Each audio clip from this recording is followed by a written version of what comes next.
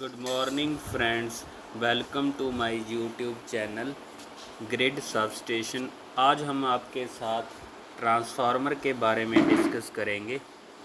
चलो, आज हम आपको जो ट्रांसफार्मर होता है वो उसमें प्राइमरी वाइंडिंग और सेकेंडरी वाइंडिंग होती है, जो कि इस डायग्राम में दिखाया गया है। और जो प्राइमरी वाइंडिंग में टर्न ज़्यादा है और इधर सेकेंडरी वाइंडिंग में टर्न कम है।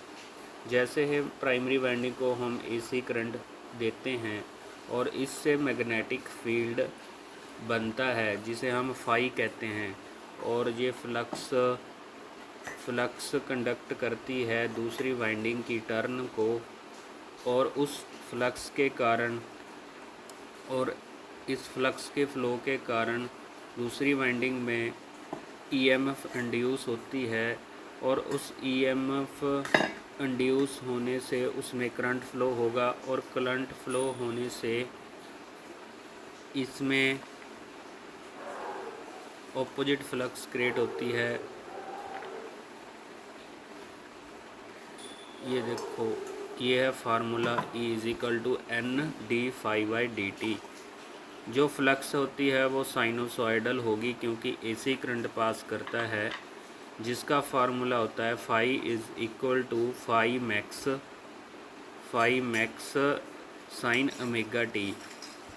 और इसकी इक्वेशन और जो basic relationship between induced EMF E in a coil of winding of N turns is given by, मतलब जो ईएमएफ इंड्यूस होती है सेकेंडरी वाइंडिंग में वो टर्न्स पे डिपेंड करती है, और फ्लक्स साइनोसॉइडल वेव होने के कारण एसी होते हैं ना, तो उसके कारण वो फ्लक्स चेंज होएगी।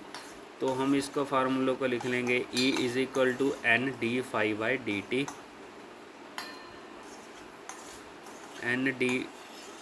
N/d∅/dt और E=N number of turns in the coil, जो कि सेकेंडरी वाइंडिंग में होगी या प्राइमरी वाइंडिंग में N होएगी, ओमेगा, मतलब कि जो इसका हम डेरिवेटिव करेंगे इस इक्वेशन का phi max sine omega T का डेरिवेटिव करेंगे तो फाई मैक्स बाहर आ जाएगा, साइन ओमेगा टी का कॉस ओमेगा टी बन जाएगा, और ओमेगा बाहर आ जाएगा। तो E maximum N omega phi maximum cos omega T, मतलब जब मैक्सिमम कब होगा, जब 90 डिग्री एंगल होगा, तो कॉस 90 होता है 1, इसलिए फाई मैक्स हो गया। और ई आर एम एस होने की वजह तो √2 हो जाता है, phi max upon √2 E R M S value हो जाती है। N omega phi max √2, omega का फार्मूला होता है 2 pi F N into phi max बटे 2, then √2 4.44 F N phi max, क्योंकि ओमेगा होता है 2 pi omega upon 2 pi.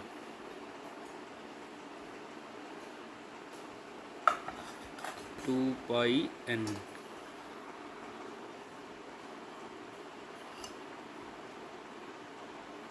This is the equation of ERMS 4.4.44 Fn phi max.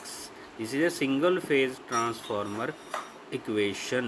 F is the flux frequency in hertz, W upon 2 pi, and N is the number of coil windings, and phi is the amount of flux in Webers. This is known as the transformer EMF equation. For the primary winding EMF, N will be number of primary turns Np, and for secondary winding EMF, N will be the number of secondary turns Ns. Transformer require alternating magnetic flux to operate correctly, and transformer cannot therefore be used transformer or supply DC voltage or currents. The since magnetic field must be changing to induce a voltage in the secondary winding. In other words, transformer do not operate on steady state DC voltage, only alternating or pulsating voltages. जो transformer होता है वो हमेशा AC current पर ही operate होगा, वो DC current पर operate नहीं होगा।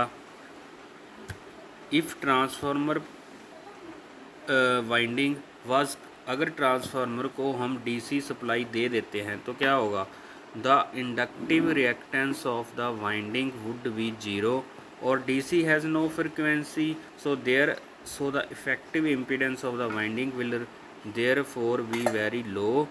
इफेक्टिव इम्पीडेंस लो होएगी and equal only the resistance of copper used.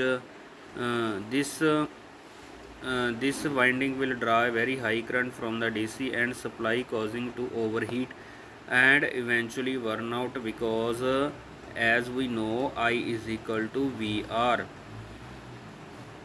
क्योंकि रेजिस्टेंस बहुत लो है, वोल्टेज बहुत ज़्यादा है, तो करंट भी ज़्यादा होगा।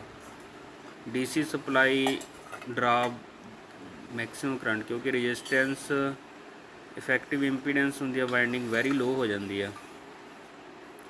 अगर हम DC सप्लाई दे देते हैं ट्रांसफार्मर को AC की जगह, तो ट्रांसफार्मर ओवरहीट की वजह से वाइंडिंग सड़ जाएंगी, इसलिए हम इस ट्रांसफार्मर को ओनली AC सप्लाई पे ही ऑपरेट करेंगे और AC सप्लाई पे ही चलेगा transformer. Thanks to watching my YouTube channel.